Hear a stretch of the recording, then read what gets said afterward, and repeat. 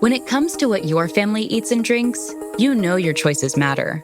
You're the expert because you know what fits your life. And getting it right starts with good information. That's why America's beverage companies are sharing more information about our ingredients at goodtoknowfacts.org. No spin, no judgments, just the facts straight from the experts for more than 140 beverage ingredients. Visit goodtoknowfacts.org. It's sad because they have that moment like you had, and yet they can't get through week fucking 2, and they wave their white flag and it's done, and they just said, you know what, I'm a passenger on this ship and this is just what it's gonna be. What would you say to those people? Look, man, if you're happy being a passenger, I ain't here to fucking argue with you. Yeah. The truth is, I don't fucking care if you don't care about your dreams, but if you do, I'm into it. And I think the biggest fucking rule of all is you're not allowed to let someone else care about your dreams more than you. It doesn't work that way. And I damn sure don't care about someone else's more than mine. You should. Right? And that's not like I don't get to be an asshole because of that. That doesn't mean I get to get in the way. It means I'm free to pursue my fucking dreams at whatever passion I want, as long as I don't ever pretend it's more valuable than someone else in chasing theirs. Right. I can't ever get in the way.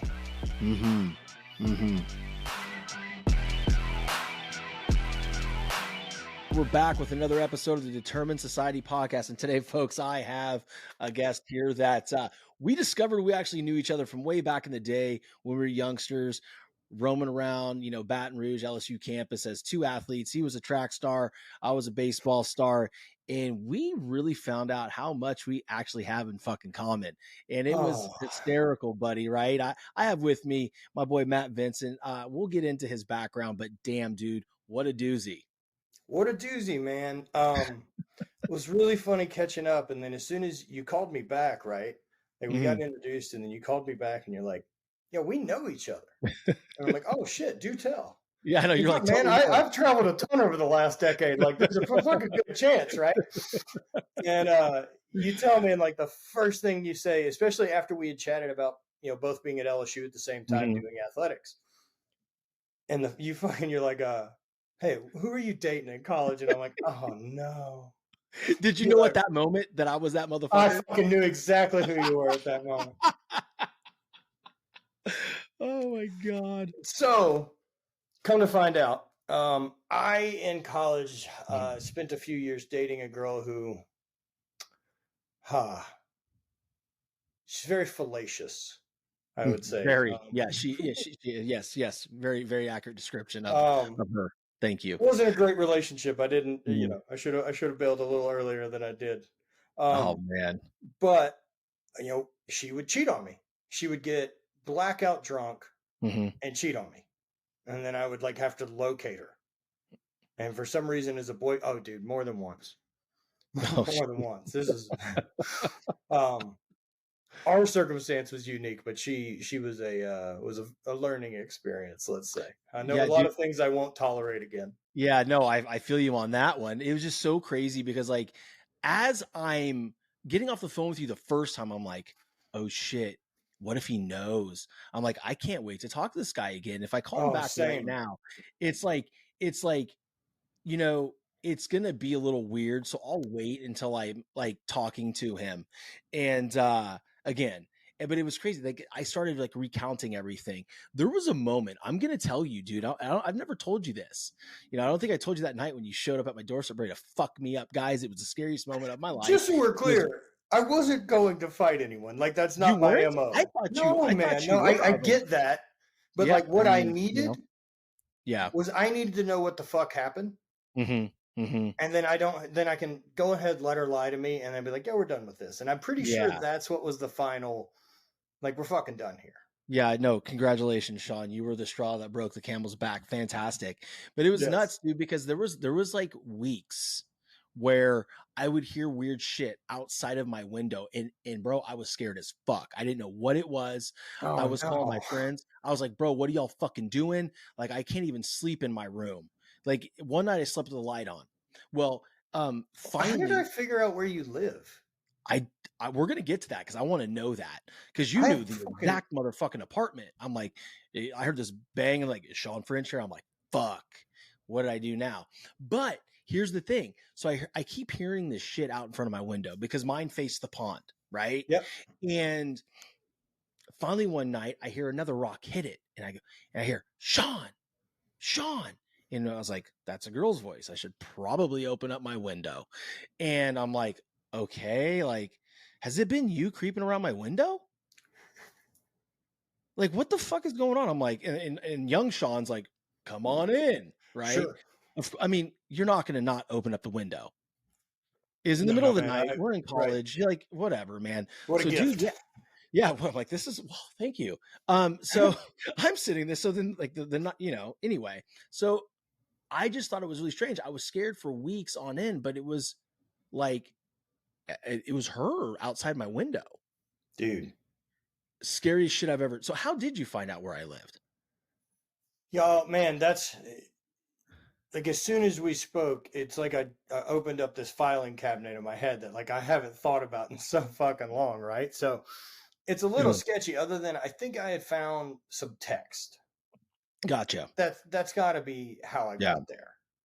I found some text, and then maybe you had shared an address with her. Who knows? Yeah. Like that's nuts, man.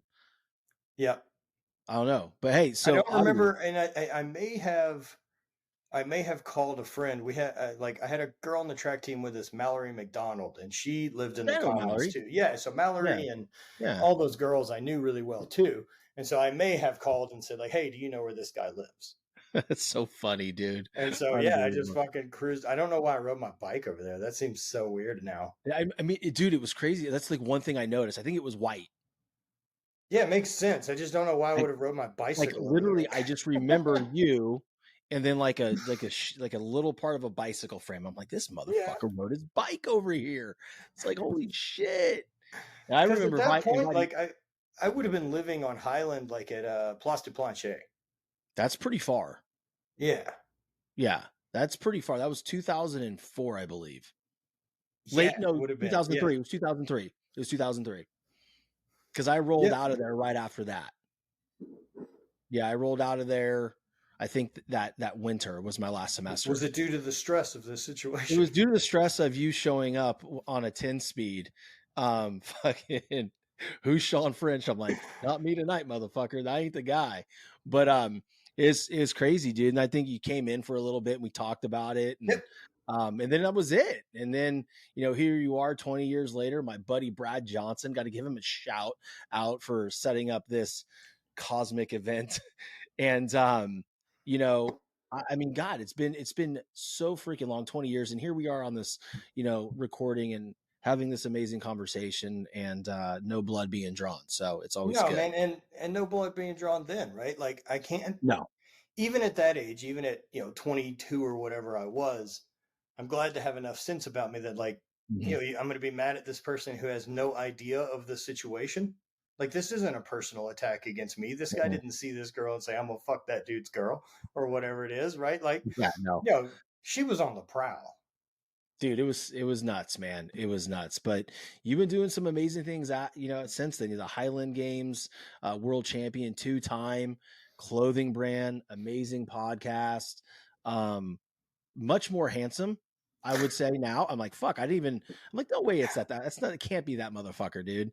And then I just went and looked at, photos and went back. I'm like, that is the dude. You look good, man. Thank you, man. I appreciate it. My biggest, doing strongman and chasing strength sports after college, which was super fun. I think my biggest, I got up to like 318. Jesus. So plenty strong. So man, I had to go get a physical yesterday. I hope as an athlete, this fucking resonates for you. I had to go get a physical yesterday. Simple stuff. And ran over to urgent care to get it done. That way, I can keep getting my HRT now that, of course, you have to get a physical every once in a while, right? Yeah. And so she's doing height and weight. Oh, you're obese. Oh, no. They're stoked, right? So I'm doing height, and man, any recruiting shit in my entire life is 5'11", scratching 6 foot. Right. And she's like, height, 6'1", and I'm just now. Yeah, and so she says that. Look, she gave it fucking half a glance. I'm like, Yeah, now you're this going to is be not any 6'1"? official measurement for like a combine, right? Yeah. There's a girl working at urgent care who couldn't give any less of a fuck about dealing with me. Oh God. And she says 6'1" and doesn't know what a gift she just handed me of like for the rest of my life now. I will fucking say official measurement. Yeah. I'm almost 6'2", basically. Yeah, basically you're more than average height. Like my wife, here's a funny thing. So my wife looked at her old baseball program and or the website or whatever it was. Yeah, yeah. She looks at me and goes, 6 feet? You're not fucking 6 foot. They were all full of shit.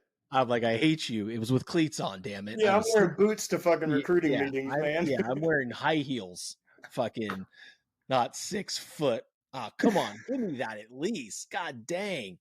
But yeah, man. So like at my biggest, I'm up over 320. I'm sitting about 215-ish now. And so competed, got into strongman, had a good time with it, powerlifting, did some weightlifting, and finally got into a Highland Games, and it clicks. Like it's just one of those things, especially 2009-ish, that you're talking about. Like it's not quite as prolific on the internet to figure out where to get into these type of things. Right.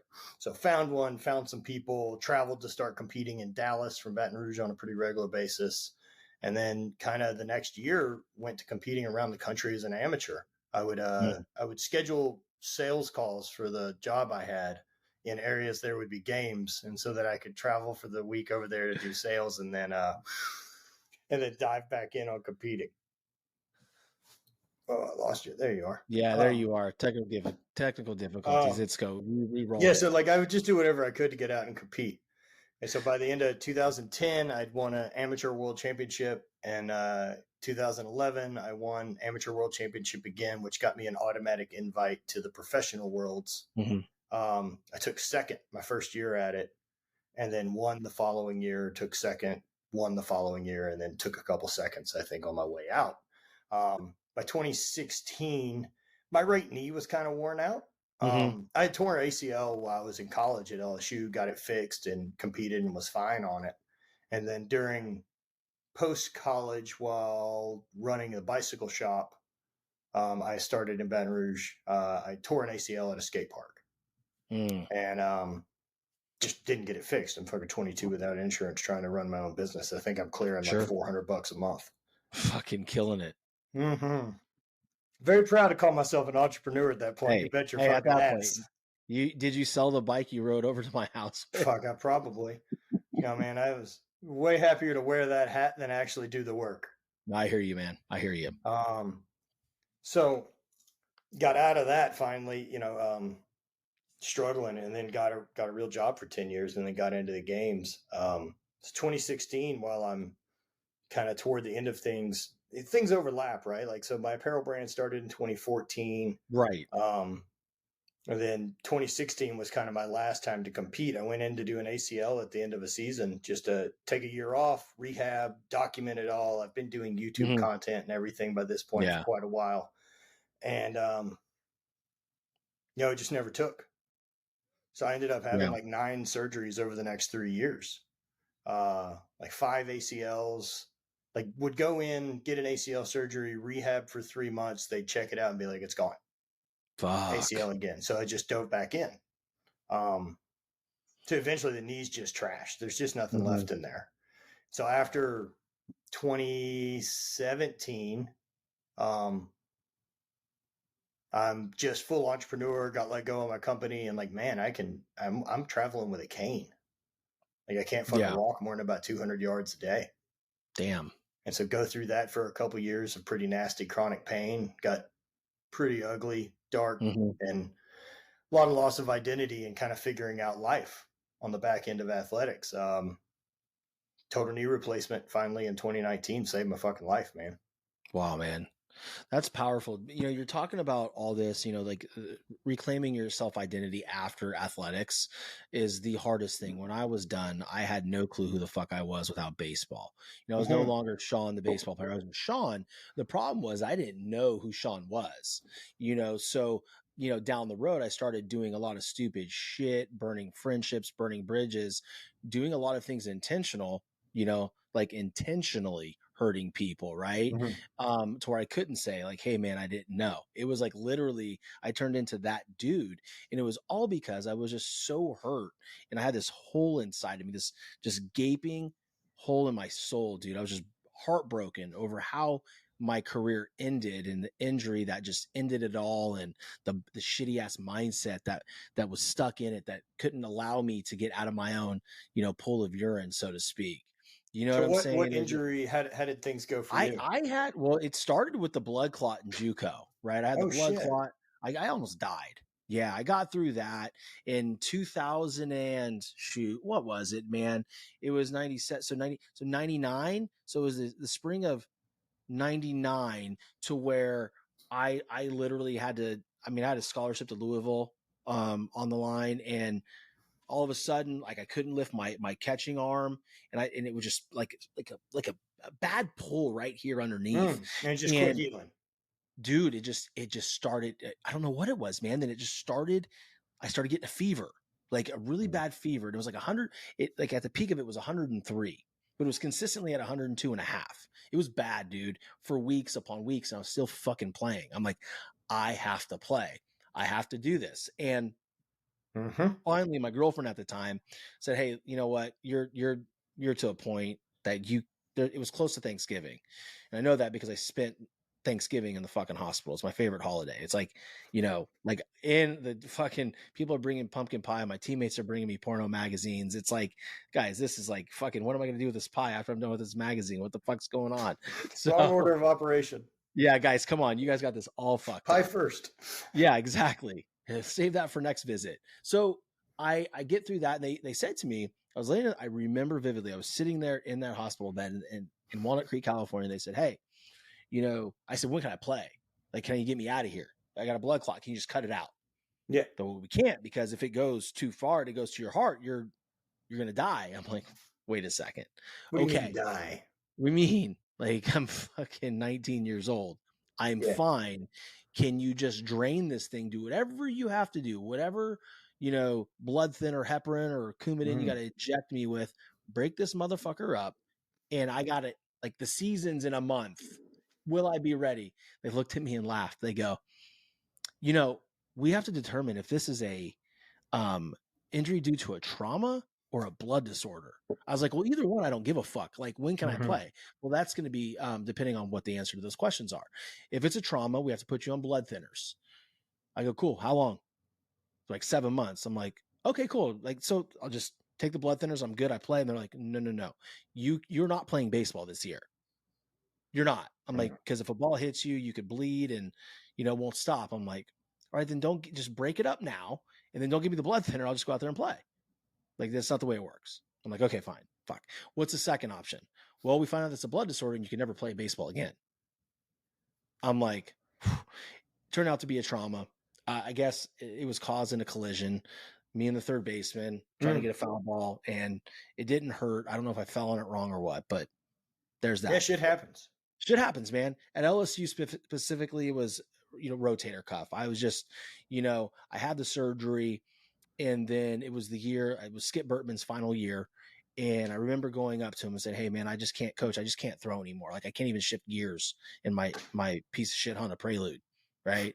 And it was bad, dude. The bumper was falling off and shit. I've come a long way, man. Come a long way. I hear you. So I go into him. I say, hey, I'm going to have to, I got to get surgery, coach. I'm going to have to take the year off. And he's like, ooh, that's tough. You were going to split time with, Matt Heath this year. You're going to get a lot of playing time. And I debated. I'm like, well, do I just say fuck it and just deal with the pain and play? But I just realized that there's 12,000 people at the stadium on Wednesday nights, and if I'm shit, everybody in Baton Rouge is going to hate me, right? So I was like, no, I should probably get surgery. Right after my surgery, they were coming up to me, not Skip, but like Smoke Laval and Turtle Thomas were saying, hey, you need to leave because we got this guy coming in next year. I was like, I just got out of surgery. Like, can I heal? Can I have an opportunity to get to show you what I can do? I'm here for a reason, right? Well, this guy was Gatorade Player of the Year. I'm like, I understand he's a stud, but let me lose by just him beating me out. And so right then, it was just when that mindset just shifted. It was just like, not good enough. all the people telling me all the bad shit that I was when I was a kid, I'd never make it without baseball, that volume got really fucking high, I right? bet, dude. And it broke me. And dude, like, I was just a miserable person to be around. And my senior year, I ended up working my way up from the 6th of the depth chart to the backup, and got 18 at bats, and it just ended poorly, right? I didn't even get a rep in the College World Series. Yeah. And so when I say that, the me finding out who I was afterwards was just so exhausting and tough, right? I feel like now that I'm 44, 3 beautiful children, a beautiful wife, finding out who the fuck I am, what I'm supposed to do. Now I just got to make it all happen so I can do it full time, right? But there was I think it's a fucking bummer that we've convinced people, right, that by 25 they're supposed to have figured it out. How in the fuck is that possible, Matt? Well, so one of the sayings that I like a lot is this idea that, like, we'll be soldiers so our sons can be farmers, and we'll be farmers so our sons can be teachers, and we'll be teachers so our sons can be artists. Mm-hmm. Well, we got there. This is what we're doing. We're in a society now, and we have enough abundance that a lot of us can pursue the thing that we're interested in and make a living at it. Mm-hmm. Our parents' generation did sell us on this idea that you can do whatever you want as long as you work really hard. That's true again. When we graduated, it wasn't. It was very much this: you can do whatever you want until, like, okay, time to quit being a fucking kid and move on with your life. Mm-hmm. Mm-hmm. And that comes from, like, think about our parents' generation and how they were raised, right? Like, that boomers raised by this post-World War II generation. Like, these are people, the World War II generation's actually coming out of scarcity, where the greatest thing you could do with your life is fucking comfort. Can you imagine not having to worry about food? That'd be the greatest fucking gift ever. Can you imagine air conditioning or any of this? And so our parents bit hard on that line and built the American dream: the white picket fence, the 2.5 kids, the not have to worry about food, the 401k, and a job you go to every day and don't ever have to worry about it.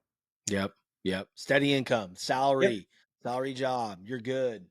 And it's not supposed to stay that way. Nothing stays anyway. Like, everything's transitional. Mm-hmm. And so in the same way society is there, like, we've got to adapt too. There's a reason we don't still have 9 kids per family like we did at, turn of the 20th century. Mm-hmm. It adapts with what things are.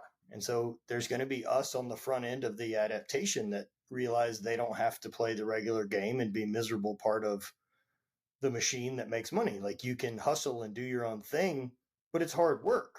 Yeah. It's hard work figuring out the puzzle to make your own life of whatever you want it to be and be honest with yourself. Or you can sell all your fucking time to a job you don't give a shit about. Mm-hmm. Both are hard. Choose your hard, right? And that's the thing. There's so, and one thing I want to point out too, because I'm caught in the middle of both of them, right? Mm-hmm. It's like, they're both very hard, right?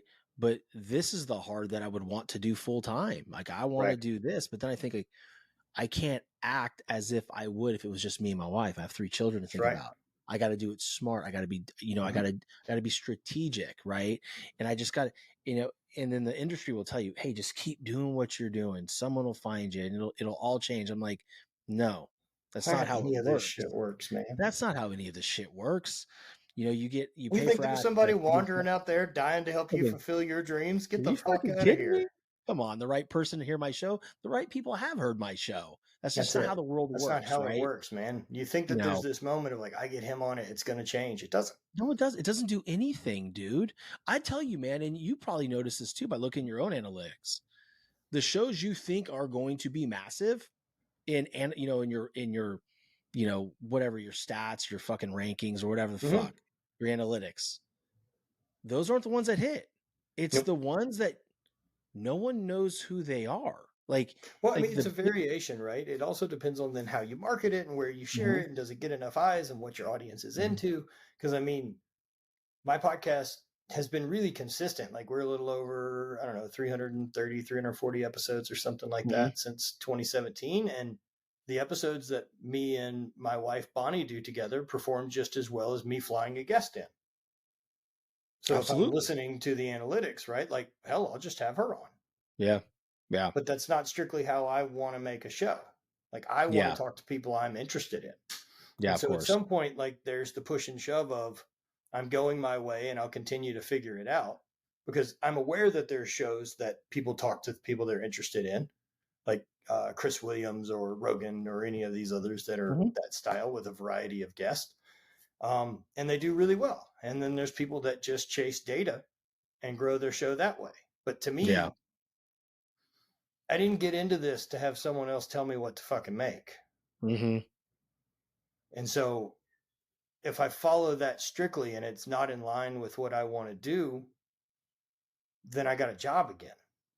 Yeah, it's a really great point you just brought up, brother, because I've had people tell me like, hey, on your show, you don't have a set list of questions that you're asking your guests. Like you need to prepare better and ask all these questions. I was like, why? So my fucking guests can feel like they're being interrogated? No. Anybody with a big show gave you that advice? I'm like, it wasn't a big show. And I said, be very clear and understand. It wasn't anybody who had a podcast. It was just somebody from the peanut gallery. And I'm like, sure, I'm not doing that. That's not how I want to do things. Like I want to have an unscripted conversation with really cool people that are successful after overcoming massive amounts of adversity in their life, whatever it is. Like if you, your clothing brand doing over 7 figures, an amazing podcast, a wife doing really cool things. Like don't tell me how to run it, because the only way that I know how to do shit is my way.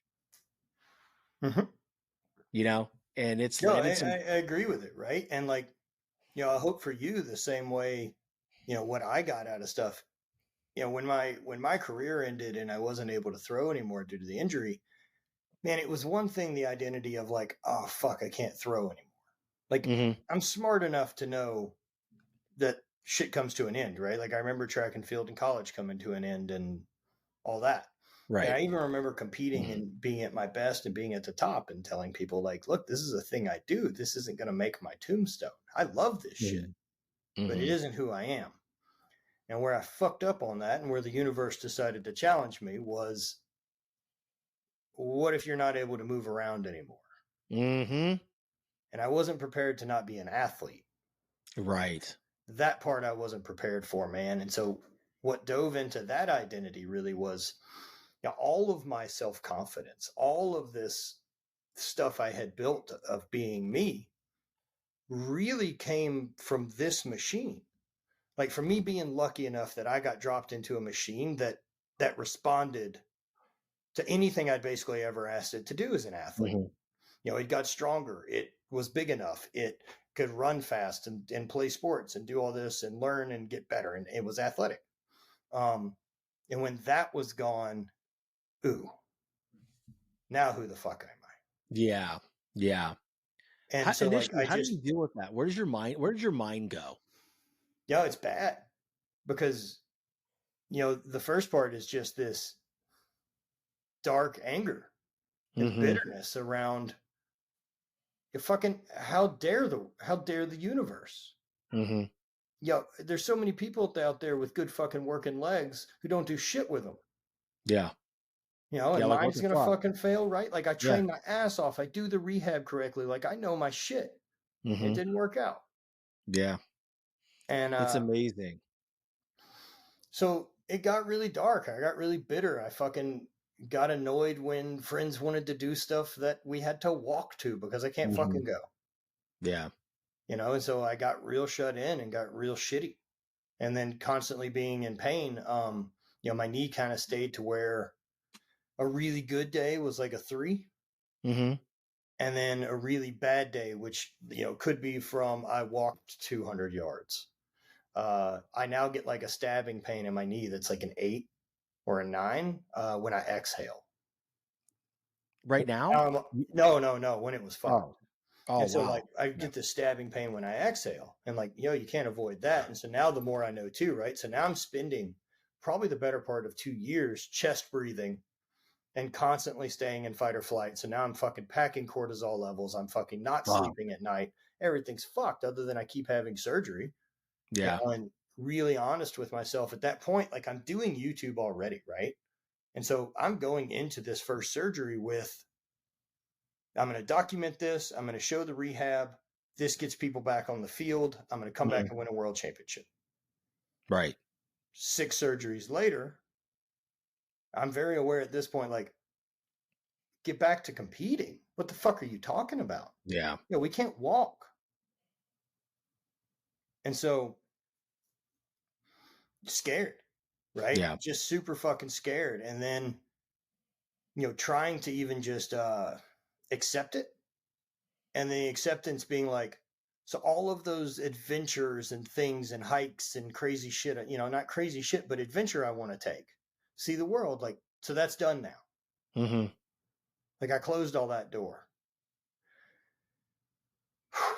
And that was a really tough one to swallow and have acceptance of. If we're going to move forward, we've got to kind of deal with it, right? That this is what we can control.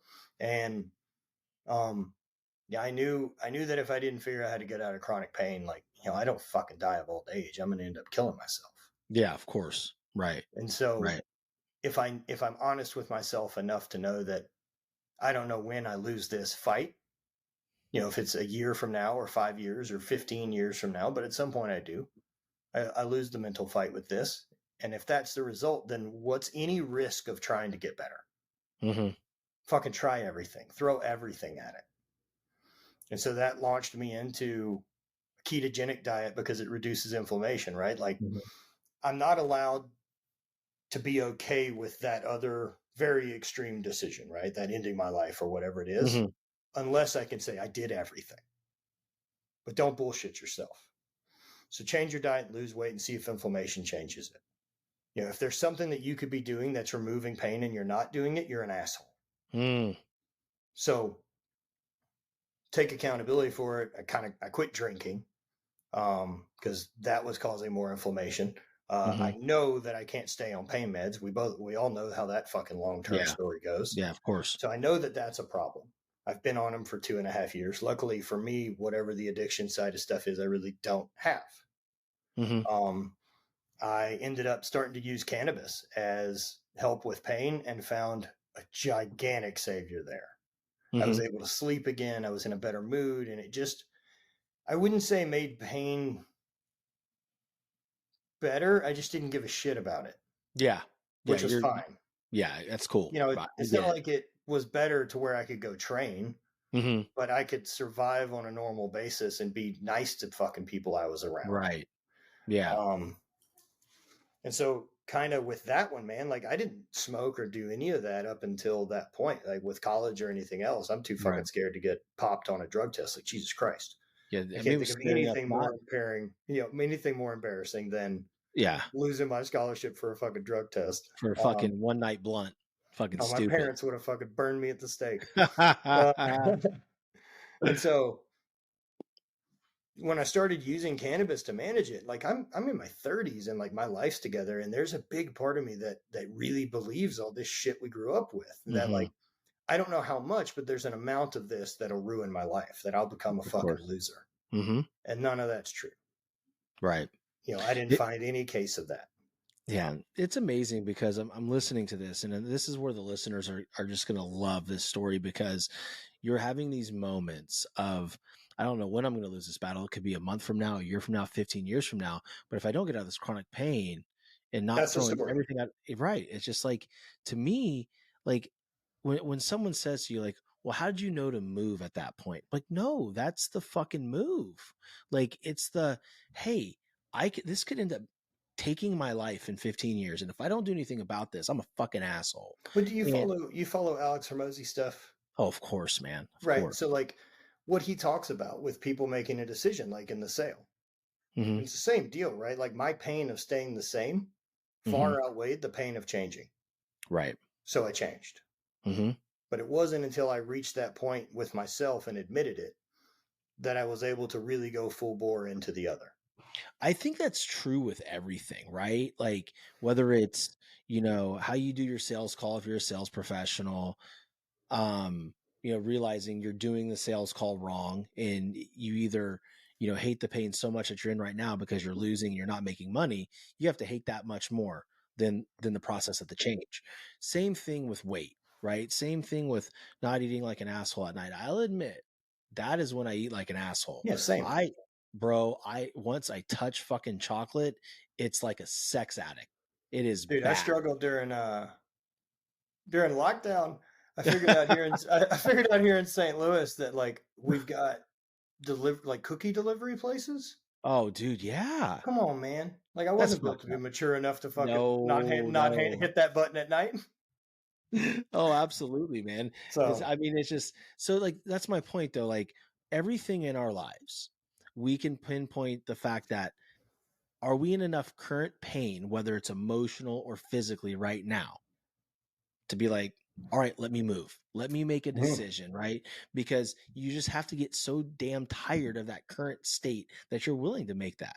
So And I think that that's what your average person needs to like start making a change.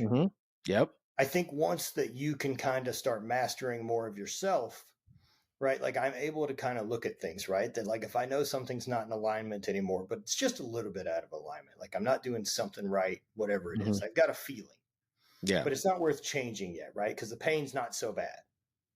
But if I can spend some reflection time and say, hey, what does 5 years of not addressing this look like? Are we then in a problem that we should address because we're really struggling? So why don't we just fucking do that now?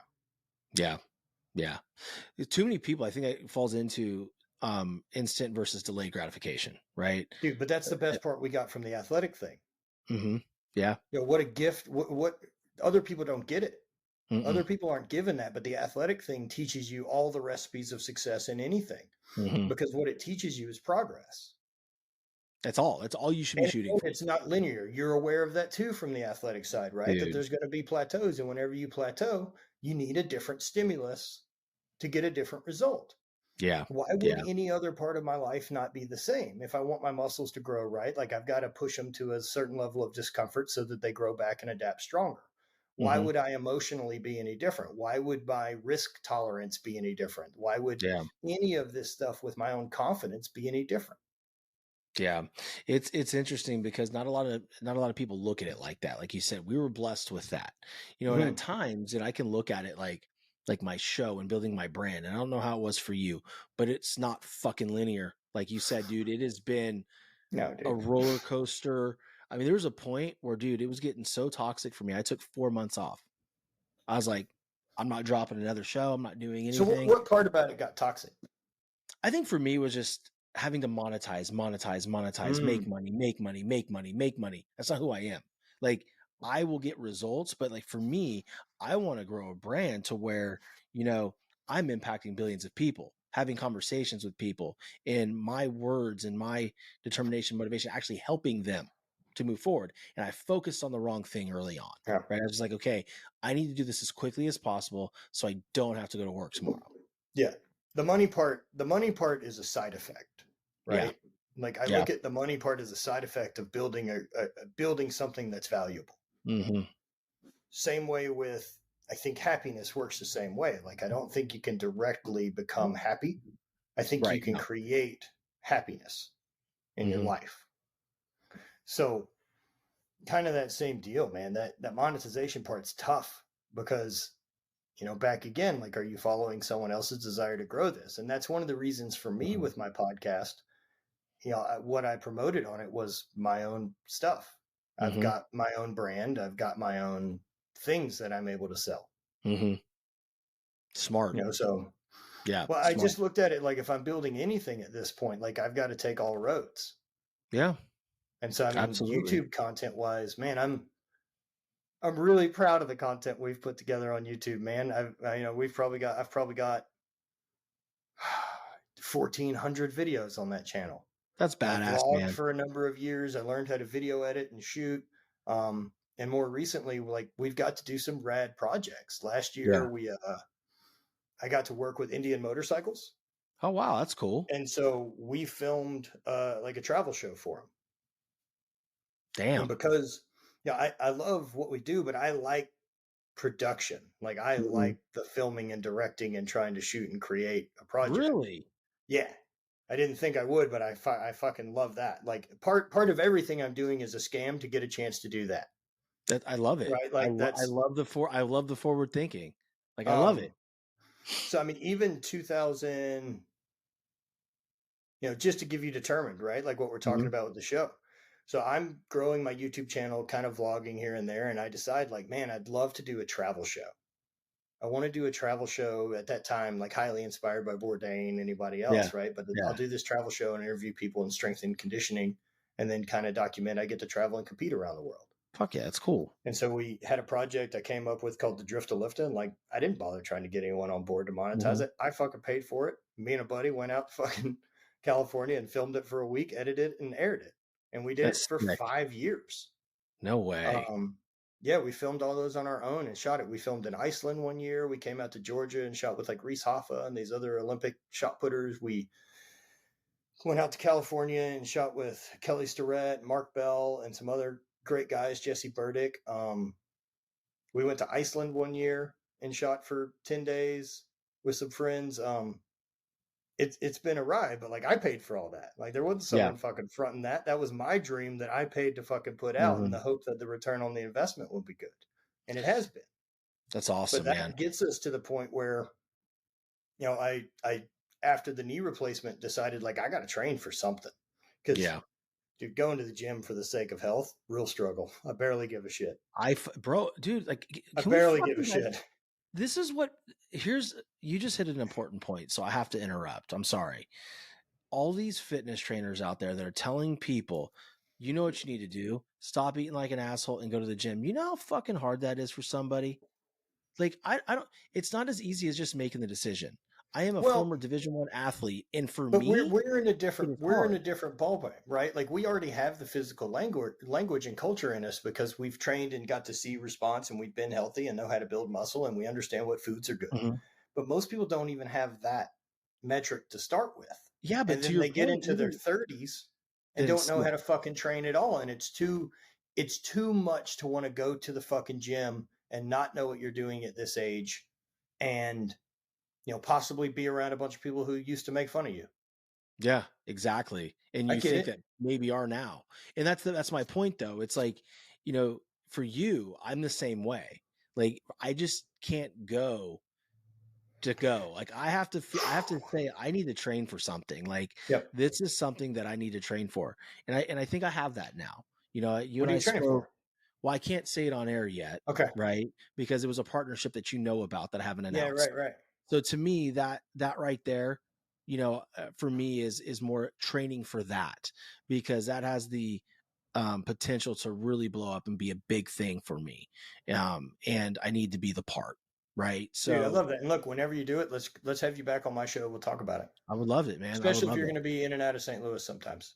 Oh, dude, absolutely. So people, that's right. Because you're in St. Louis now. Yeah, St. Louis, man. That's where my headquarters and everything is. Yeah, I think I'll be there very, very soon. Cool. Fucking know. Yeah, man.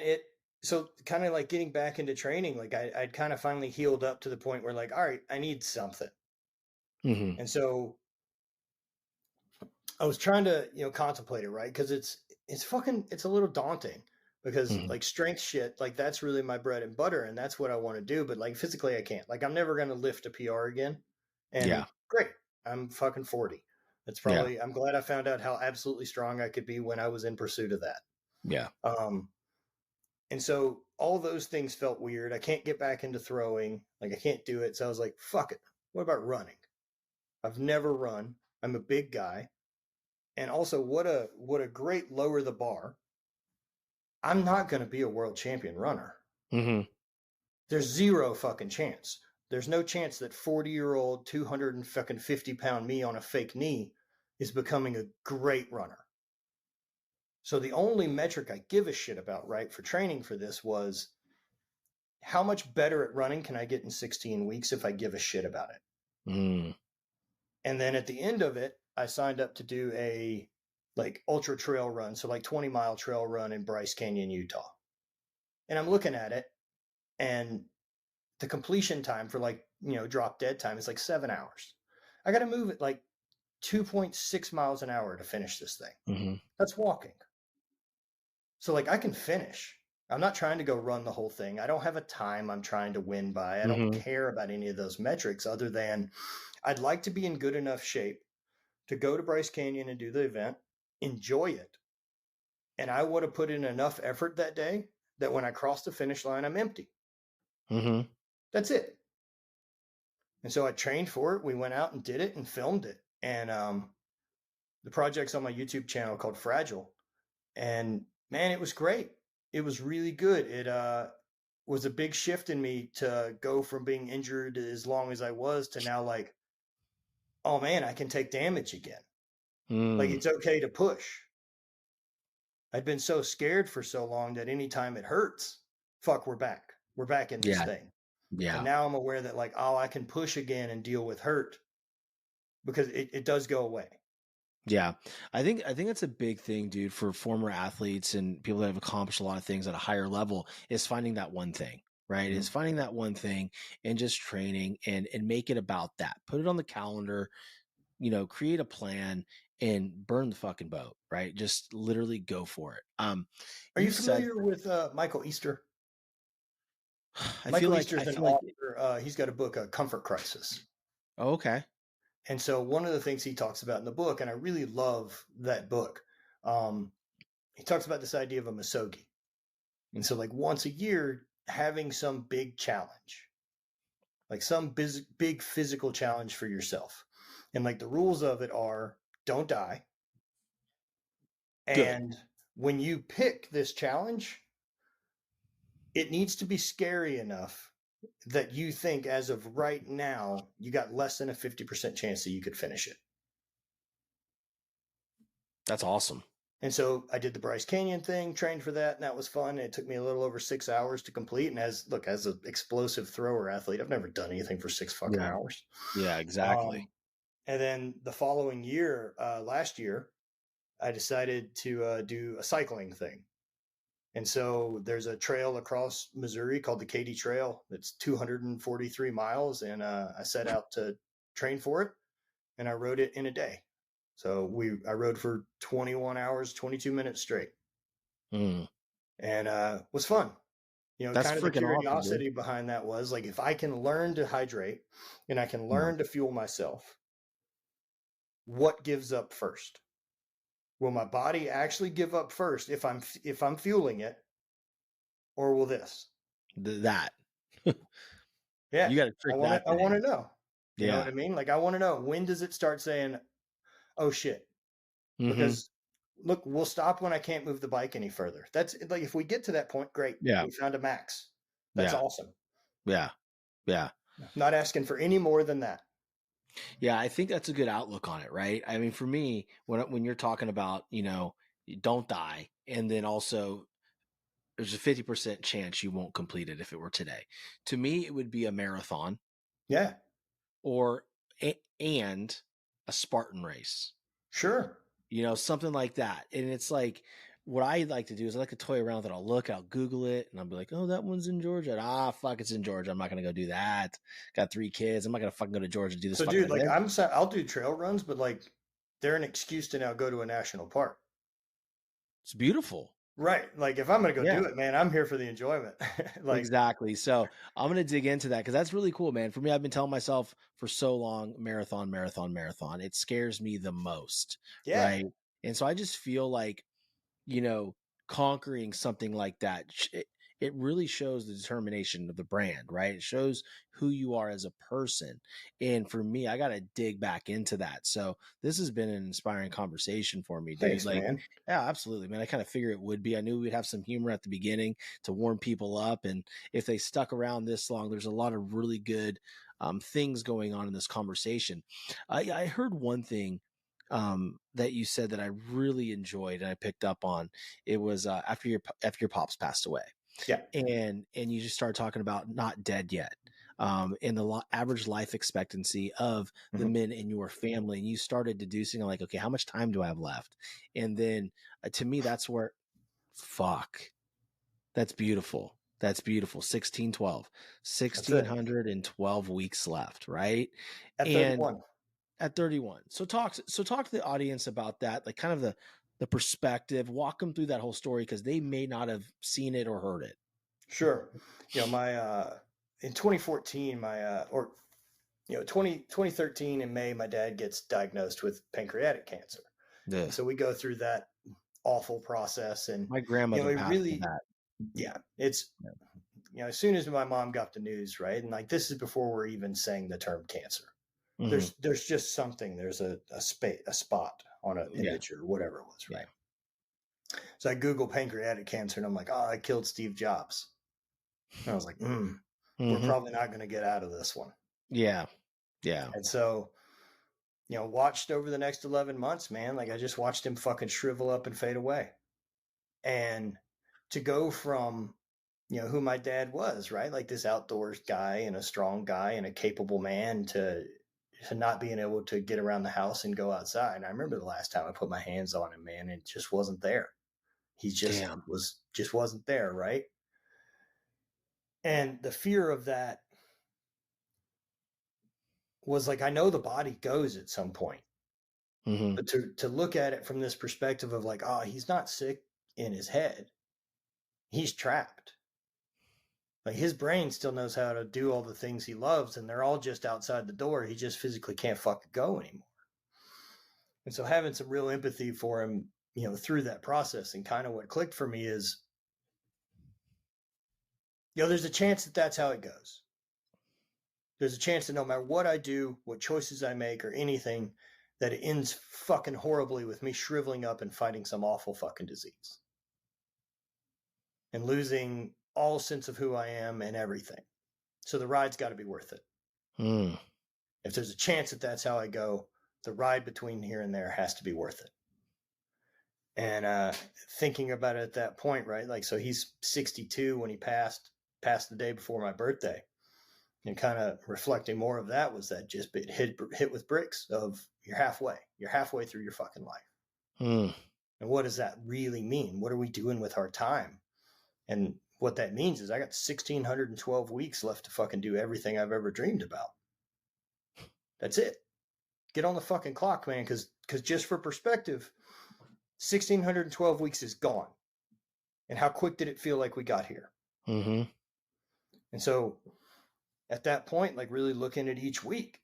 And so I have this jar of marbles that I keep that started with 1,612 and now has 1,133 in it as of today, Sunday. Be 1132 tomorrow.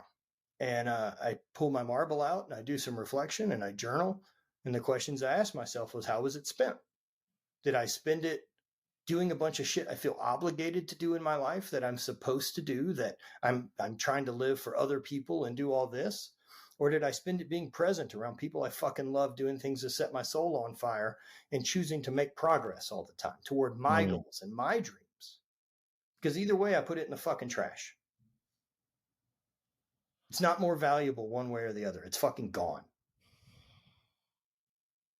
So if you're not getting any extra reward, or you're not a martyr for one way and you're not a fucking special, person for doing it the other, there's no risk. And so at that point, I just decided to live differently. Dude, it's one, and here's the thing, man. Like I love that, and it's a visual, it's a reflection. It's, you're looking at that jar, and you're like, okay, one more marble, one more week gone. Did I live it according to me being present around the people who give a fuck about me and who I give a fuck about? Again,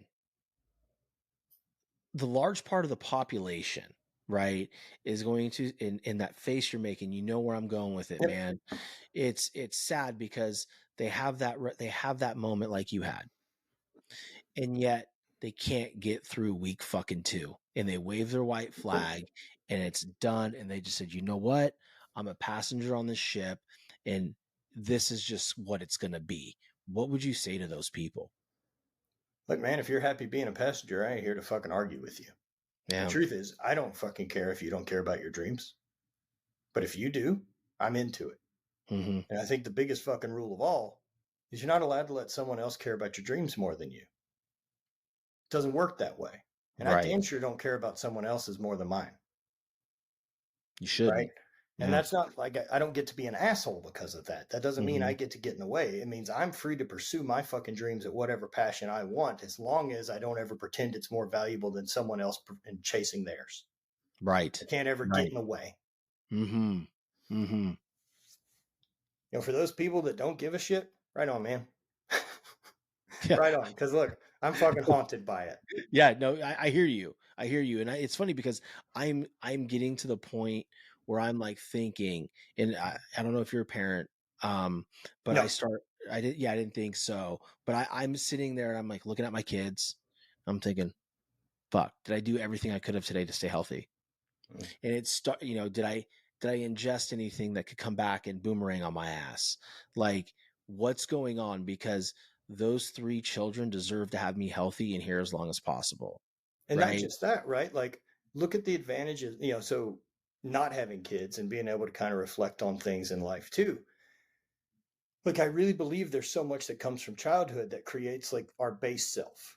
This idea that I have about,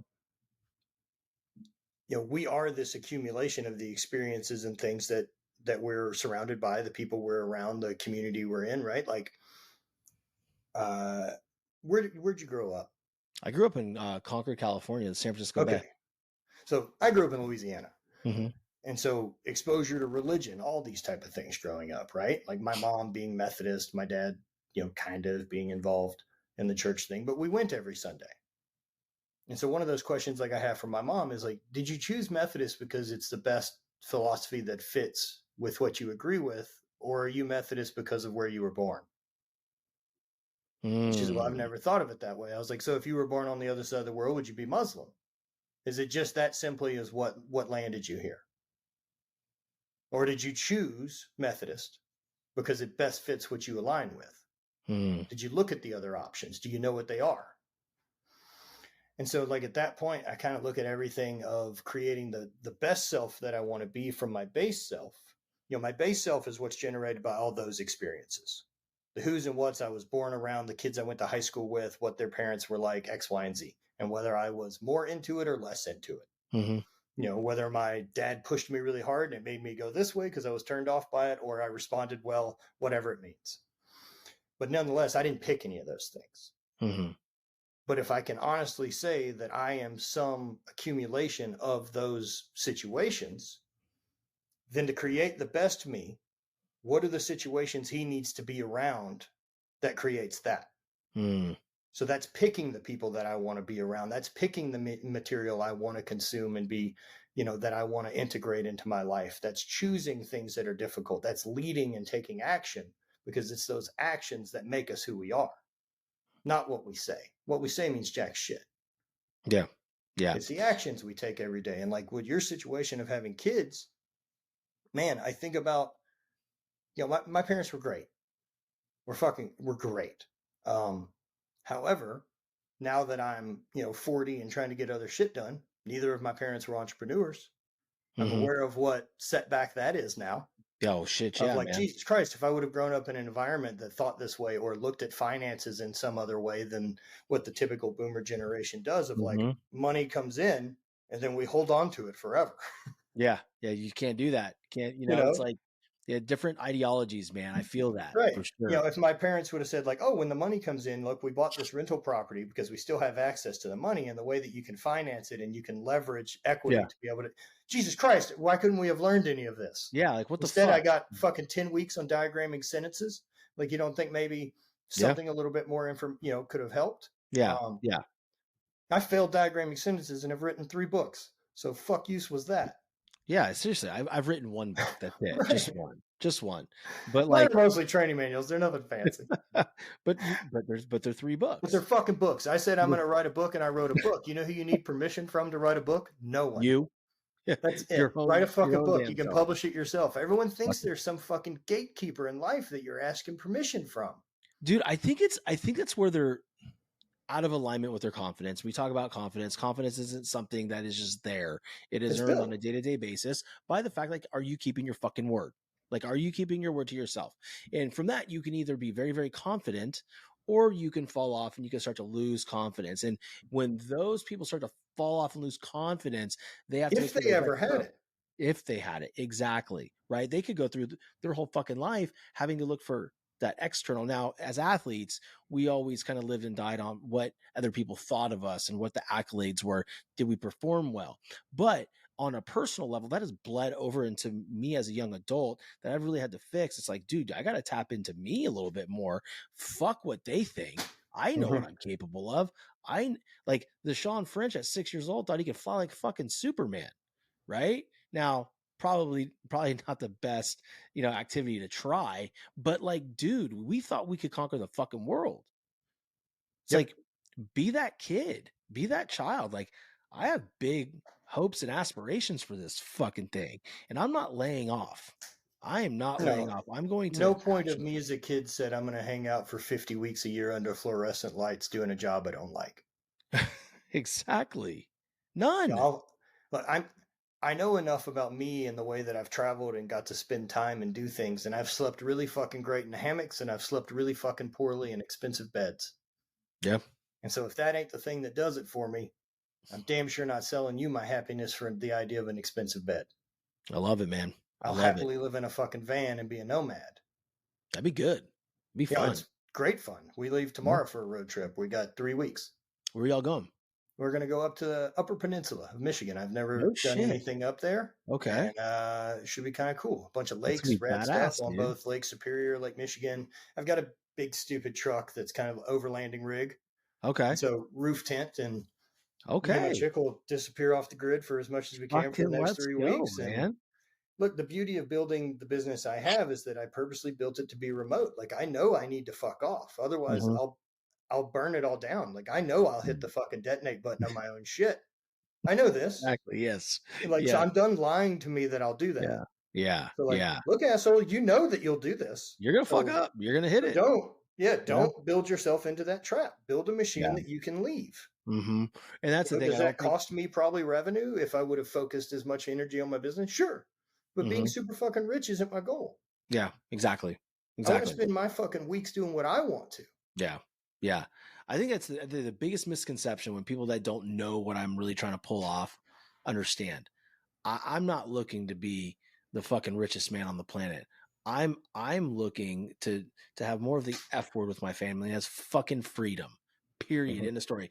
I want to be able to fucking disappear from tomorrow to a week from now, and everybody I love is with me. I don't need anybody's fucking permission. To me, that is life. That is what we should all be chasing, not permission from our boss, not, permission to take PTO if we've performed well. That's not what we're here meant to do. Now, again, I'm not slamming W-2 employees because I'm a W-2 employee as well. But what I'm saying is you have to think differently as it comes to terms of how you want to live your life, because one is empowering and the other one is not. Yep. Yeah, both are the same action. It's the mindset. Yeah, man. Right? And the mindset, like, one thing I've got to be able to admit, right, that my mindset on a situation does control my reality of it. Mm-hmm. If I think I'm being attacked, most likely I handle it that way and I respond poorly. And if I can act out of abundance and not take things personal and manage my side of the situation, I handle things differently and the progress goes another way. Yep. But the reality is my perception of it. Yeah. And so the better I'm in control of my own headspace, my mindset, and my perception, I get to control my reality. Mm-hmm. And I can either look at challenges as opportunities to sharpen my fucking axe and prove that I'm capable of handling the next thing the universe wants to throw my way, or I can cower. Mm-hmm. And failure is such a fucking lie. Yeah. This fear of, like, I mean, how many people I know that want to take a move and go all in on their own, and they're scared because of financial or any of this. And so, my questions are, it's like, give it hell with all the extra hours you've got, right? And don't quit your day job. Like, build this in your spare time. But if you can't, don't pretend you really want it. Mm-hmm. That's cool too. Yeah. I mean, for the audience's reference, it's fucking Sunday, and here we are, right? It's fucking Sunday. I'm recording a show with a badass fucking person. It's like, I don't care what day of the week it is anymore. It's a fucking day, man. It's a day. Another day. It's a day, but there's no day to just shut down, man. Like, if you have a dream and it's something that you want to do, to your point, do it in the hours that you can. Dude, I had an outside sales job, similar to you, right? Like, I've got an outside sales job making somewhere 150 plus a year with a truck and all this other type of shit. But there's still some part of me that built a business in my spare time. Yeah. I thank that lunatic. Yeah. I think that guy at whatever age was like, yeah, we'll give this a go. Yeah. Instead of putting my feet up and trying to go to fucking Gulf Shores again for another week. Yeah. Yeah. I know how that fucking story plays. I don't want to be on autopilot anymore in my life. Mm-hmm. I want some part of my day dedicated to my future. Yeah. I think it's important, man. I just think that, there's got to be enough individuals out there willing to fucking be self-aware enough to know that. And it's just, don't lie to yourselves though. If you don't take the time to do it, don't say you want it, because now you're just talking shit. Like that's bullshit. Like fucking be real. Right. And But even the other little honesty shit that I catch myself with now, right? Of like, I'm a terrible carpenter and woodworker. mm-hmm. You made that axe throwing thing. That was cool. Sure. Fucking screwed some stuff together in a square. But there's part of me that's like, oh, I don't want to do that because I'm a bad carpenter and woodworker, right? Yeah. And then if I look at it and say, but like, I'll feel like, well, I'm not a runner. I'm not a woodworker, right? Like it's some type of genetic trait that I should have had figured out by now. Yeah. When in fact, why the fuck would you be? You've never picked up a hammer. Mm-hmm. Like maybe use a hammer for 6 months, see what you learn, and decide if you're a woodworker. Mm-hmm. You can't do something once and just suck at it and say like, well, I'm just not that guy. Dude, the rest of my life, I just want to be bad at shit and steal as many like white belt lessons. And I want all the beginner gains. Yeah. From as many different things as I possibly can. Fucking, that's a bail once it gets hard. Let's go, man.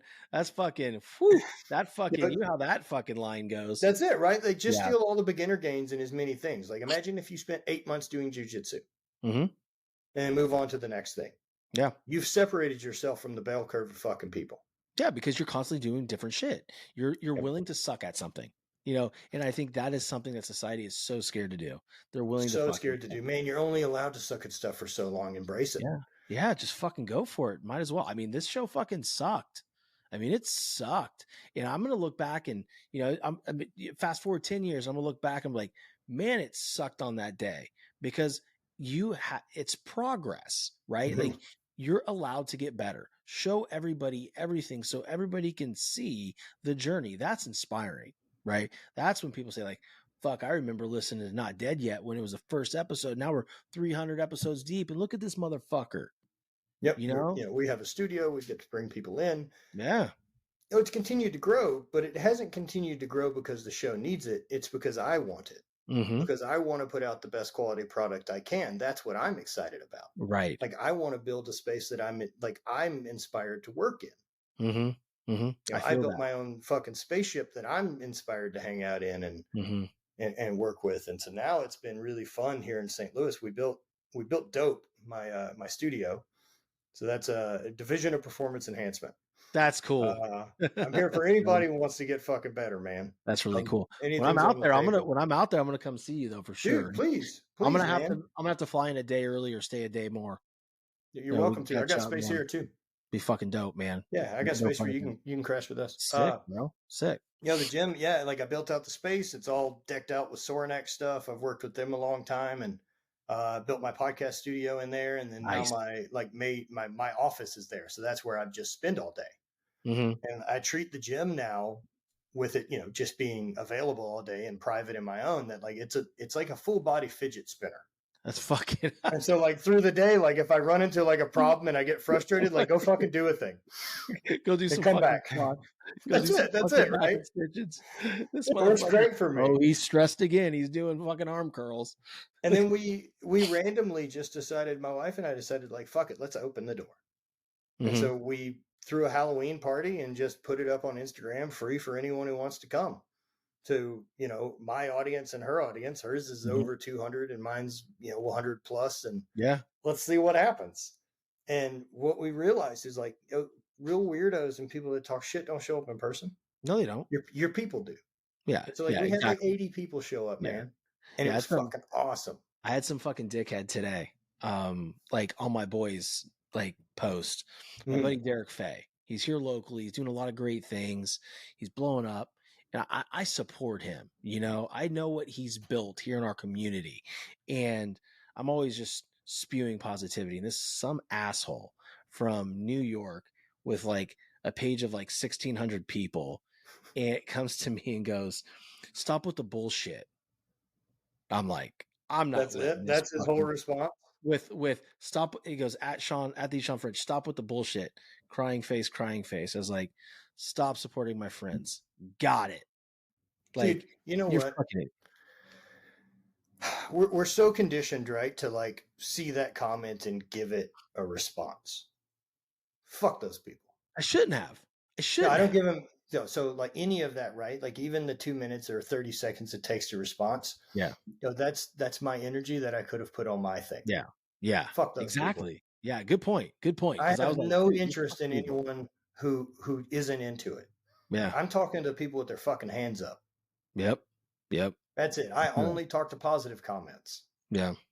I don't give a fuck about these other people. I'll happily block you. Fuck off. It's fucking crazy, I man. don't It's just need you like to support me. I don't give a shit. it wasn't even my post. I'm like, dude, fuck off, man. It's not even like, Right. support my dude here. Like, what the fuck, man?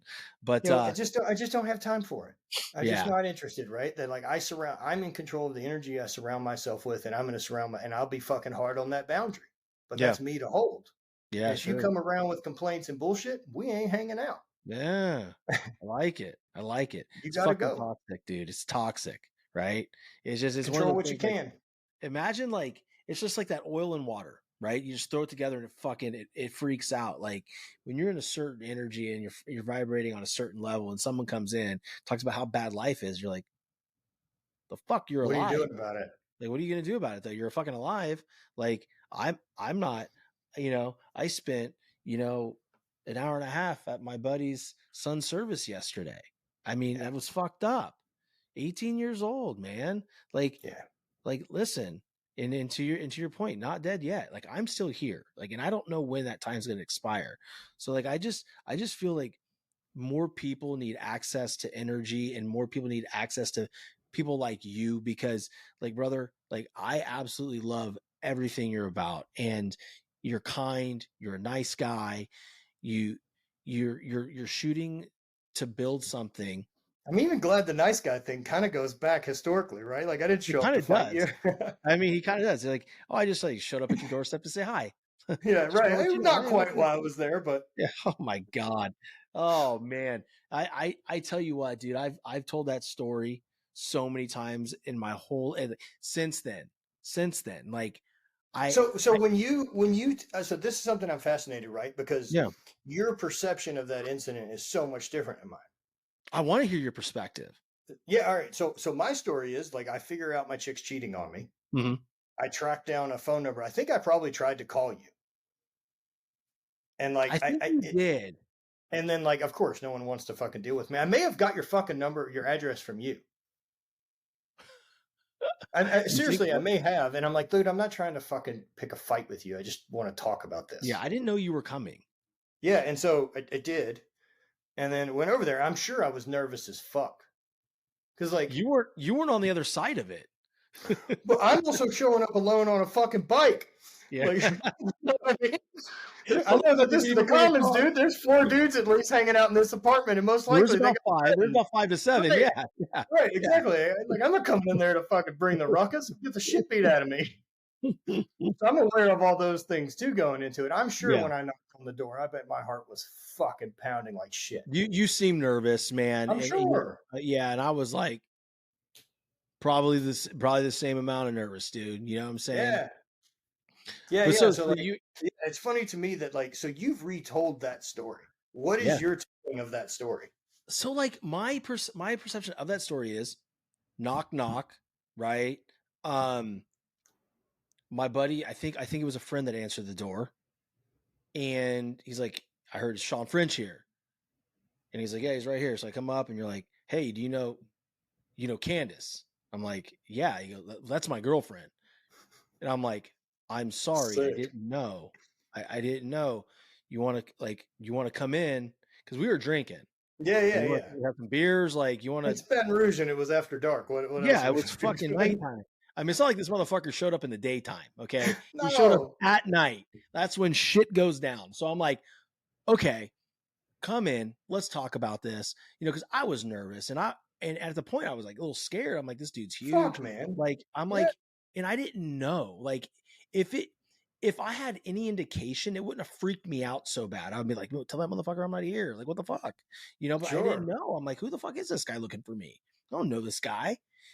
I saw you around, right? Like if we're running and puking on the track and like you're there working, like Yeah, I yeah. see you, but like, yeah, man, like, so that's my perception of the event. It's like you came in and it was cool. We talked about it. I was overly apologetic, right? Yeah, And I don't remember there being like any friction to our no, conversation 0. whatsoever, We had a which is good most time. likely why it's a relatively. I mean, it would be a bigger memory if we ended up fucking having a brawl in your living room with like me and 7 dudes and getting beat Exactly, up. exactly. But it was memorable to me because like I remember stupid shit that I've done, right? Yeah. And like and I remember and I called my boy yesterday. I was like, "Hey dude, do you remember that night?" And he's like, "Yeah, why?" I was like, "Well, I me and this motherfucker are connected now. And we're going to hop on a show tomorrow." He goes, "What? Really?" I'm like, "Yeah, Yeah. bro." I'm like, and he's just like, "Well, you know, he's like, to be fair, he's like, that night wasn't a big deal. Like, he came in, we had some drinks, we kicked it, and that was it." Yeah. And I'm like, "Fuck, man." But yeah, dude, that was the audience is like, "God, we're gonna hear this shit again." Like, fuck Yeah. yeah, you know, Good. I think this is my show. It's Yeah. fucking Imagine A. anyone having that situation Yeah, re-pop up and like connect to do like a re-pop up 20 professional years thing later. later in life. Like, Yeah, and saying, "Hey, come stay at my house when you come to St. Louis. I go promise I on this won't kill podcast you." and talk to this guy my ex-girlfriend blew. It's fucking great times. My listeners are like, "Oh my God, Shawn, you did." So So funny, it's dude. like, yeah, come stay with me in St. Louis so I can kill you with one of my hatchets. It's like, what Yeah. the fuck, you know? But dude, Jesus, look, man, man. unreal. But listen, man, we gotta land the plane here. Yep. Absolutely super psyched. We're adults now and we're connected. We got a friendship now, and we're gonna be seeing a lot of each other. I'm sure I'm gonna be on your show. And dude, just because I'm going to share this as well, where can my audience find all your stuff? Yeah, so they can find the Determined Society on Apple, Spotify, you know, what's the other ones? iHeartRadio, Yeah, Google Cast, all the all the places. fucking major platforms. And then my Instagram handle, you have that. You know, all that good shit. So, Yep. you know, they can come on over and you know, they can have fun conversations with me there. And I'm jacked up, dude. It's gonna be great. I'm looking forward to many more interactions and much more laughter. And dude, you just enjoy your fucking 3-week vacation. I'll Oh try yeah, not to man. bother you. I try to have as many once in a lifetime trips a year as possible. That's fucking awesome, man. I Well, just look, got back dude. from 10 days on a motorcycle. We because I did that thing with Indian last year. We did 3 big like 1,000-mile road trips that we filmed, No which we shit. bit off so much more than we could chew on production. Fuck. Dude, That's filming 4 crazy. people on bikes, like with a gimbal behind a van and like 2 cameramen, and like we're doing all of it. We didn't fucking hire anyone. It's me and my 26-year-old cameraman and a buddy of mine from Baton Rouge. We got Bro, it done though. you're gonna teach me how to fucking produce my shit because I Yeah, fucking man. suck at it. Like the video, the cutting it up. I was just like, dude, need to learn it. Need Right to on. learn it. So, all right, man. Look, dude, I'll be in touch, and thank you so much for giving the audience so much to think about and learn about, and you know, showing who you are to them. I really appreciate it. Yeah, thank you, man. I appreciate the time. Of course, my brother. Talk soon.